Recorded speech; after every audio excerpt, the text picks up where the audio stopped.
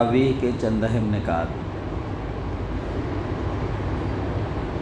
آج 21ویں پارے کی تلاوت کی گئی۔ سورہ عنکبوت کی آیات میں اہل ایمان میں عزم و ہمت پیدا کرنے کے ساتھ ساتھ کفار کو سمجھنے کا پہلو بھی چھوٹنے نہیں پایا۔ توحید اور آخرت دونوں حقیقتوں کو دلائل کے ساتھ ان کے سامنے بیان کیا گیا۔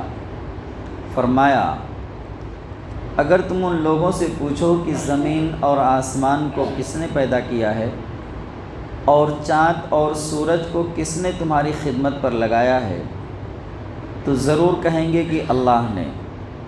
پھر یہ کیسے دھوکہ کھا رہے ہیں؟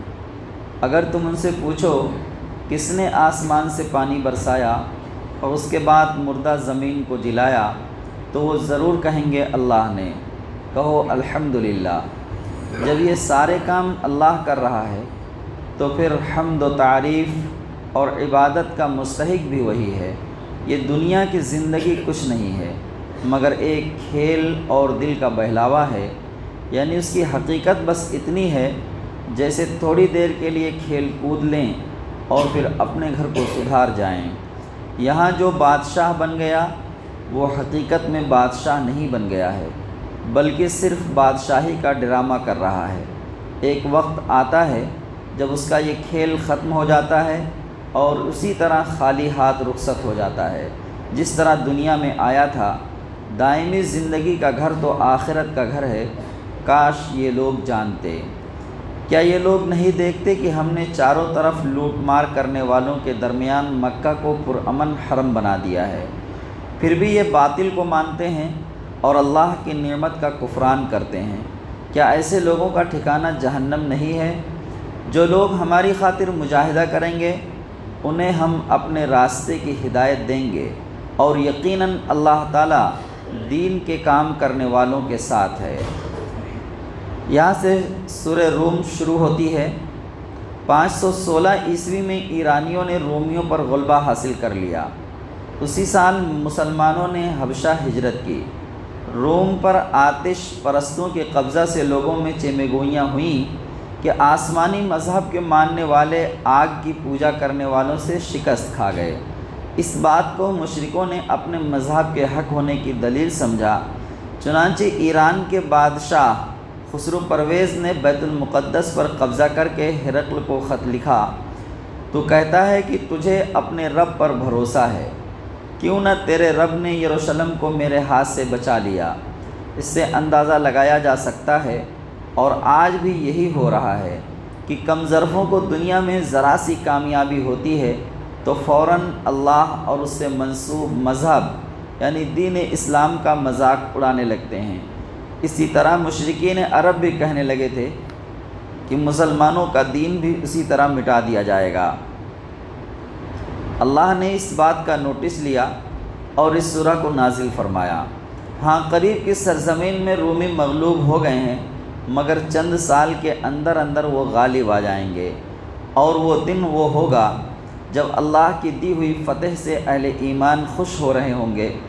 اس میں دو باتوں کی پیشین گوئی کی گئی، ایک یہ کہ رومی غالب آ جائیں گے، دوسرے یہ کہ مسلمانوں کو بھی فتح نصیب ہوگی۔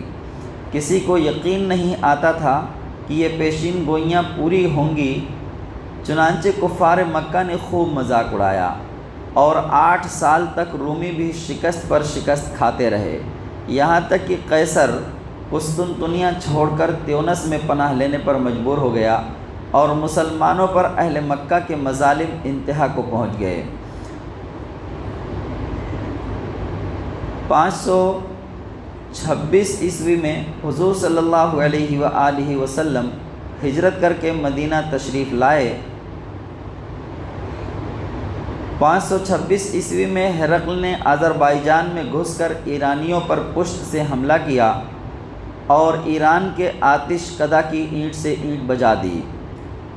ادھر مسلمانوں پر مشرکین مکہ نے بدر کے مقام پر حملہ کیا مگر اللہ نے ان کا زور توڑ کر رکھ دیا، اور مسلمانوں کو تاریخ کی عظیم الشان فتح نصیب ہوئی، اور اس طرح دونوں پیشین گوئیاں سچی ثابت ہوئیں۔ سورہ روم سے یہ بات سامنے آ گئی کہ انسان بظاہر وہی کچھ دیکھتا ہے جو اس کی آنکھوں کے سامنے ہوتا ہے، مگر اس ظاہر کے پردے کے پیچھے جو کچھ ہے اس کی اسے خبر نہیں ہوتی۔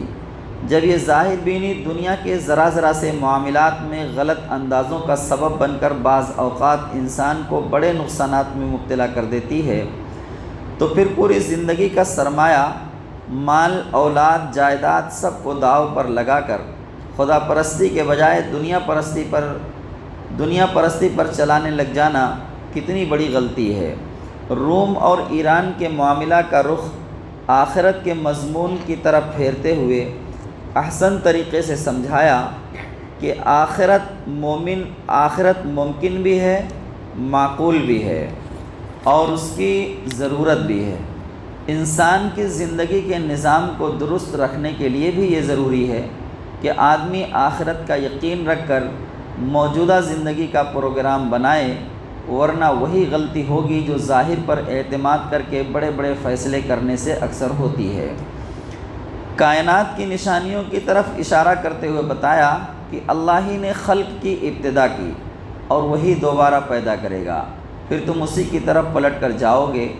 جب قیامت برپا ہوگی، مجرمین دنگ رہ جائیں گے، جن کو اللہ کے ساتھ انہوں نے شریک کیا تھا کوئی سفارشی نہ ہوگا، بلکہ وہ اپنے شریکوں کے منکر ہو جائیں گے۔ جب قیامت آئے گی، لوگ گروہ در گروہ بڑھ جائیں گے۔ جو لوگ ایمان لائے اور اچھا عمل کیے وہ باغوں میں خوش خوش ہوں گے۔ جنہوں نے کفر کیا، ہماری آیات اور آخرت کو جھٹلایا، وہ عذاب سے دوچار ہوں گے۔ بس صبح و شام اللہ کی تسبیح کرو، آسمانوں اور زمینوں میں اسی کی حمد ہے۔ تیسرے پہر اور ظہر کے وقت بھی اس کی تسبیح کرو۔ وہ زندہ کو مردے سے نکالتا ہے، وہ زندہ کو مردے میں سے نکالتا ہے جیسے انڈے سے بچہ، اور مردے کو زندہ سے نکالتا ہے جیسے پرندے سے انڈا، اور زمین کو مردہ ہونے کے بعد زندگی بخشتا ہے، اسی طرح تم بھی اٹھائے جاؤ گے۔ خدا کی نشانیوں میں سے ہے کہ اس نے تم کو مٹی سے پیدا کیا، پھر تم پورے انسان بن کر زمین میں پھیلتے جا رہے ہو۔ بے جان مٹی سے ایسا جامع خوبیوں والا انسان بنانا انتہائی حکیمانہ خلقت ہے۔ اس کی نشانیوں میں سے یہ ہے کہ اس نے تمہارے لیے تمہاری ہی جنس سے بیویاں بنائیں تاکہ تم ان سے سکون حاصل کرو، اور تمہارے درمیان محبت اور رحمت پیدا کر دی۔ اس کی نشانیوں میں سے آسمان و زمین کی پیدائش، تمہاری زبانوں اور تمہارے رنگوں کا اختلاف، یقیناً اس میں بہت سی نشانیاں ہیں دانش مند لوگوں کے لیے۔ اس کی نشانیوں میں تمہارا رات کو سونا اور دن کو روزی تلاش کرنا ہے۔ جو لوگ غور سے سنتے ہیں ان کے لیے اس میں علامتیں ہیں۔ اس کی نشانیوں میں سے یہ ہے کہ ڈر اور امید کے ساتھ وہ تمہیں بجلی کی چمک دکھاتا ہے، آسمان سے پانی برساتا ہے، پھر اس سے مردہ زمین کو زندہ کرتا ہے۔ جو عقل سے کام لیتے ہیں ان میں ان کے لیے بہت سی نشانیاں ہیں۔ اس کی نشانیوں میں سے یہ ہے کہ آسمان اور زمین اس کے حکم سے قائم ہیں، پھر جب بھی وہ تمہیں پکارے گا تم اچانک زمین سے نکل پڑو گے۔ آسمان و زمین میں جو کچھ ہے اسی کا ہے، کائنات کی ہر شے اس کی تابع فرما بردار ہے۔ وہی ہے جو تخلیق کی ابتدا کرتا ہے، پھر وہی اس کا اعادہ کرے گا، اور یہ اس کے لیے آسان تر ہے۔ زمین میں اس کی صفت سب سے برتر ہے، زمین میں اس کی صفت سب سے برتر ہے، وہ زبردست اور حکیم ہے۔ شرک کائنات اور انسان دونوں کی فطرت کے خلاف ہے۔ شرک کائنات اور انسان دونوں کی فطرت کے خلاف ہے، اس لیے جہاں بھی انسان نے اس گمراہی کو اختیار کیا وہاں فساد رونما ہوا۔ ان دونوں قوموں کی لڑائی کے سبب جو فساد عظیم رونما ہوا وہ بھی شرک کے نتائج میں سے ہے۔ سورہ لقمان میں اللہ نے حضرت لقمان کی وہ نصیحتیں بیان کی ہیں جو انہوں نے اپنے بیٹے کو کی تھیں۔ اہل عرب حضرت لقمان کی حکمت و دانش پر فخر کرتے تھے اور ان کے قصے ان کے یہاں مشہور تھے۔ اللہ نے اسی سے استدلال کرتے ہوئے بتایا کہ حضرت لقمان نے بھی اپنے بیٹے کو وہی نصیحتیں کی جن کی دعوت یہ حکیمانہ کتاب دے رہی ہے۔ یہ اس بات کا ثبوت ہے کہ عقل سلیم اس دعوت کے حق میں ہے، اور جو لوگ مخالفت کر رہے ہیں وہ دراصل عقل سلیم اور فطرت سے جنگ کر رہے ہیں۔ ساتھ ہی اس بات کی طرف بھی اشارہ ہو گیا کہ لقمان اپنے بیٹے کو جن باتوں پر عمل کرنے کے لیے اس دلسوزی سے نصیحت کرتے تھے، آج انہی باتوں سے روکنے کے لیے باپوں کی طرف بیٹوں پر ستم ڈھائے جا رہے ہیں۔ سب سے بڑی بات یہ کہ انہیں بتایا کہ ان کے اندر بھی جو لوگ صحیح فکر و دانش رکھنے والے گزرے ہیں، انہوں نے بھی انہی باتوں کی تعلیم دی ہے جو پیغمبر دے رہے ہیں، یعنی یہی باتیں انسانی فطرت کے مطابق ہیں۔ آج بھی یہ بات ملحوظ رہے کہ مغربی فلاسفر جب اخلاقیات پر بحث کرتے ہیں تو وہ بھی اس کی بنیاد عقل عام کے معروف اور مسلمہ اخلاقی اصولوں پر ہی رکھتے ہیں، مگر آخرت اور خدا کا انکار کرنے کی وجہ سے وہ یہ نہیں بتا پاتے کہ انسان کو آخر نیکی کیوں کرنی چاہیے اور بدی سے کیوں بچنا چاہیے۔ اصل بنیاد یعنی اپنے پیدا کرنے والے کو راضی کرنا اور اس کی ناراضگی سے بچنا، بس اس سے بھاگتے ہیں۔ اس کی سزا ملی ہے کہ تمام اخلاقیات بے بنیاد اور بے معنی ہو کر رہ گئی ہیں۔ ان فلاسفرز نے بنیاد یہ بتائی کہ فائدہ پہنچے، لذت ملے، خوشی حاصل ہو، اور زیادہ سے زیادہ یہ کہ فرض برائے فرض یعنی ڈیوٹی ہے، اسے ڈیوٹی سمجھ کر ادا کرو۔ نتیجہ یہ نکلا کہ نفس پرستی اور ہوسناکی کو خوشی کہا جاتا ہے، اور اسی کو زندگی کا مقصد بنا لیا گیا ہے۔